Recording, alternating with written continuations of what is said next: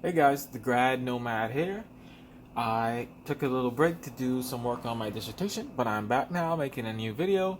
So this video that we're doing today is gonna be a Spanish inspired quiche. So I went to Spain a few years ago and it was just awesome. I was able to experience much of the Spanish culture.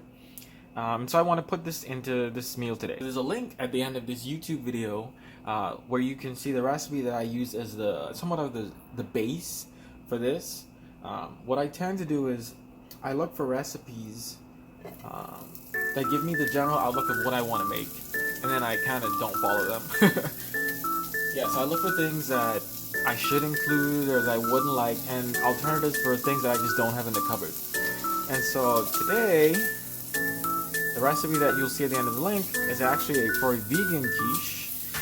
When I was in Spain, I guess there were some vegans, one would assume, but definitely pork and other meats were definitely high on any menu that I encountered. And so I decided to add this pork sausage to the quiche. I'm going to let that brown on both sides of the pieces that I've cut up. And I want to leave some of the oils in the pan so I can use to saute my garlic, my onions, and my mushrooms. When I got to Spain, I hadn't thought much about where the people there got their food from or if they grew their food. So it was really cool when my host family took me out into one of the western regions called Extremadura, where I was able to see their relatives growing food, and we ate a really cool meal in the backyard that had conejos, which is rabbit. I almost forgot, I'm gonna set the oven to 400 degrees for the quiche to bake later. Alright, so I'm gonna go ahead and give these a turn. Yep, they're nice and brown.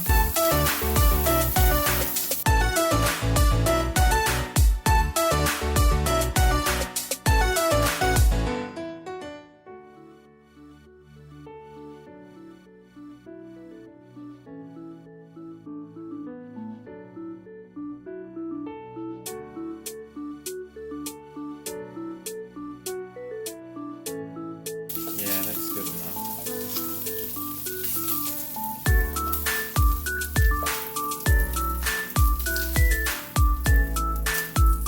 We're gonna make sure that our mushrooms are dry.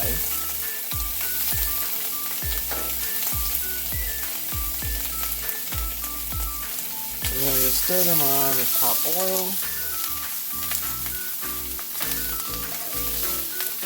Oh, that smells so good. Make sure to get all that off the bottom.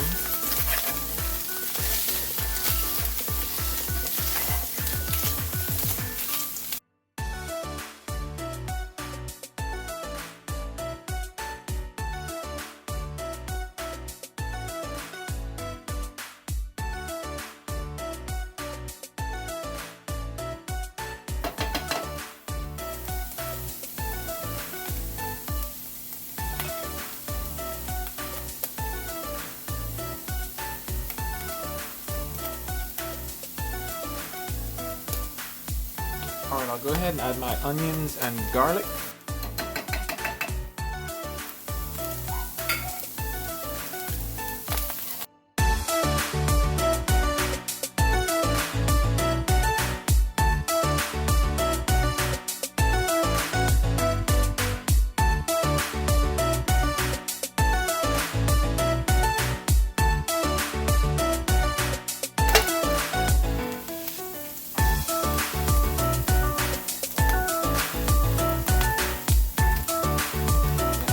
Seasoned salt.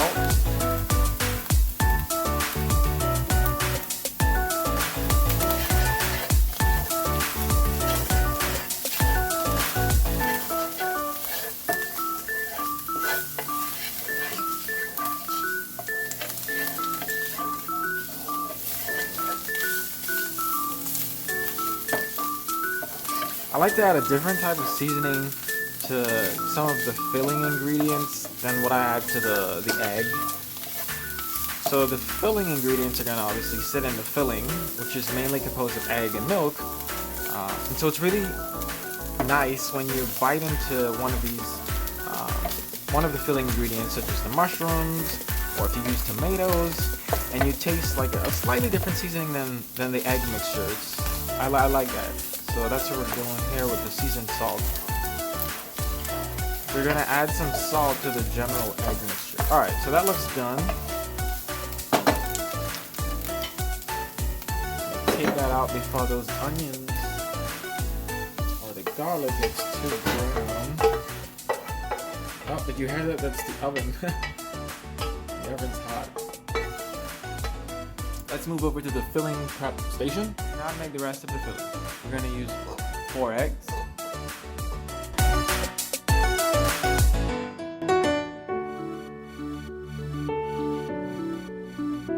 Our milk.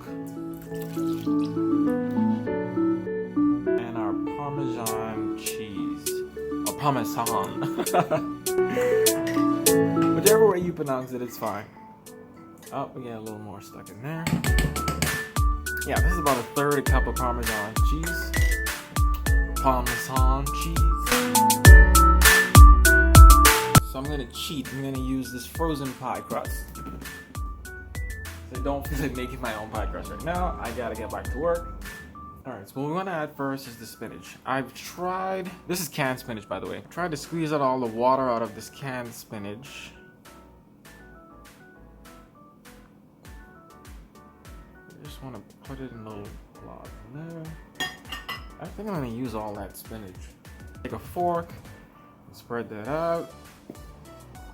Alright, that looks good enough for me. Alright, so now we're going to add our mushrooms, garlic, and onions, and then our cheese. This is a lot of cheese. It's about 4 ounces of cheese. I had it in the freezer, so I just tried to slice it up a bit, so that kind of made it crumble, and so I didn't grate the cheese, I just kind of crumbled the cheese. Alright, so I'm going to spread that out. I'm going to leave a little to stick in the top when I'm done. Now we're going to add the egg mixture that we did earlier. So this has the Parmesan, the salt, the eggs. Oop.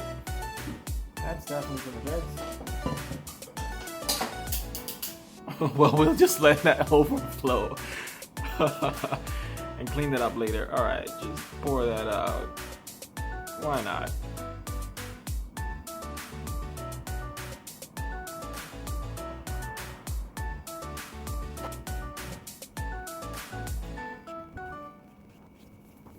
So now that it's all cleaned up, yeah, so this is my first time making this quiche with this recipe, as I said before.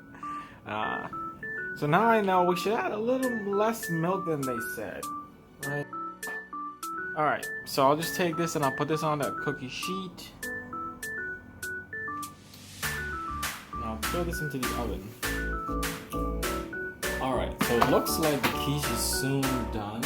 I tested that by checking how soft the middle was, the center of the quiche. Alright, so now that that's soon done, I'm going to put these sausage slices, I'm going to arrange these sausage slices, I don't know, some type of formation around the center. I didn't want them to be over brown since I already cooked them. Alright, so I'm just going to add this bit of kale and cheddar. Just middle there. Then we're going to put it back in the oven for another 16 minutes or so. Well, the remaining 16 minutes, that is.